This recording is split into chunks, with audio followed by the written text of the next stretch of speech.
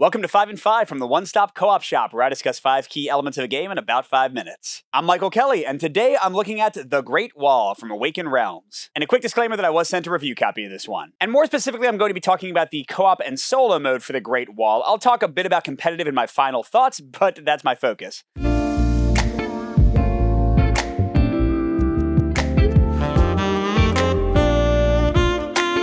First at number 5, unfortunately, I'm starting with a full-on con, and that's the balance in the game and how it can snowball either way. So in all 3 modes, solo, co-op, and competitive, you got hordes trying to attack the wall, and you're trying to hold them off. But in competitive, that's just kind of part of the decision process. If too many hordes get in, you don't lose the game, it just changes the pace and when it ends. But in solo and co-op, too many hordes getting through and causing shame are a loss condition, so if you fail to kill hordes consistently, several turns in a row, they will build up and just roll all over you. But that's actually not too big of a problem. It didn't happen in most of my games. The bigger snowballing issue goes the other way, where if you control the hordes too well, then the game can get kind of simple. And this doesn't happen all the time. It mostly happens with certain generals and certain advisor bonus cards, because the balance there is all over the place. Some of these cards are ridiculous, where you'll just be able to crush your opponents, and some of them are like really, really weak. Next at number 4, I have a mix, which is looking at the Automa for the solo and co-op mode. So in both solo and 2-player co-op, you use what's called the read player, sort of an extra bonus player,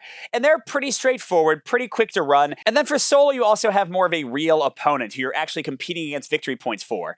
And on the positive side for both of these, they mostly run well. I will say the current rulebook is not great, but for the new campaign, they're supposed to be redoing it, so that should help a lot. And you can feel pretty clever with them, especially in solo, where they give you a lot of information about what they might do, so you can really predict and kind of get around them with your actions. But on the negative side, while it's cool to have 2 types of Automa, especially in solo, it's really annoying to keep track of their different rules. Again, mostly because the rulebook is so iffy, and they run completely differently from each other, so it's just a bit more of a challenge to get into the solo co-op game than I would like. I have another mix at number 3, which is the sense of building up an engine in the game. So on the positive side, there are some cool things you can do here. You can recruit advisor cards, and they can combo together in really, really cool, exciting ways. But then you can also take those same cards and put them face down and boost your unique general's power. So you definitely get a sense of growing strength as you play the game. And then you also have these overseers, which are a cool choice because you have to give up some of your military units and some of your current resources to get resource income later. I like all of that. But the negative side of this one, at least for me, is the cost to get more of those really cool advisors, and the fact that often, as I already said, your generals are so powerful that you won't really care about their powers.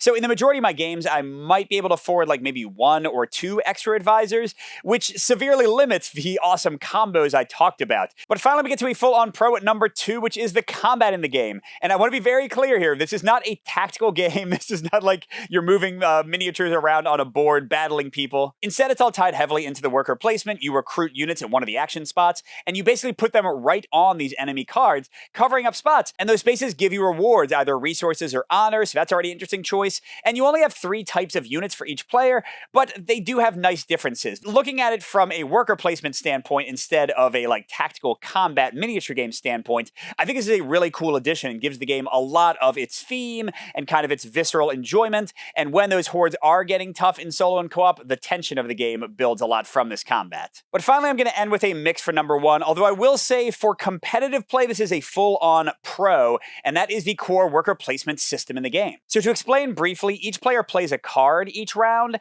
and that will determine how many workers you get to place, and it also lets the other players place some workers, and generally speaking, you're filling these spots on the worker placement board, and when a spot gets fully filled, then everyone there gets to benefit. And this is a great system. I like the interweaving of the turns, where I get to place a bunch of workers, but other people get to put a few down.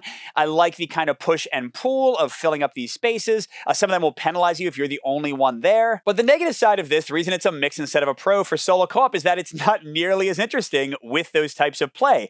With competitive, you can lock people out and kind of strand their workers by choosing not to go to the same space. But in solo, as I've already talked about, you have the Automa, and you can really control where they go to a great extent, or it's very predictable, which is cool for tactically thinking through your turn, but doesn't have the same tension.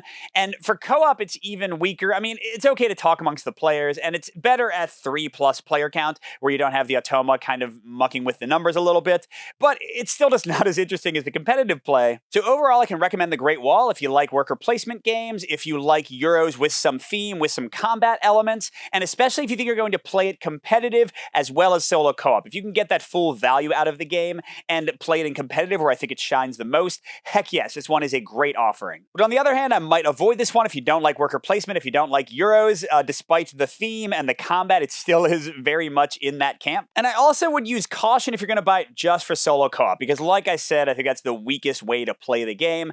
You also might want to wait for the new campaign with the new rulebook, or at least like find a way once they have that available to print it out, because if you buy the current version, you're going to find learning the game tougher than it should be. It's just really not organized well. And I did do a full 2-player co-op playthrough that just popped up. Click the link if you want to see the game in action. Good gaming, and I'll see you at the next stop.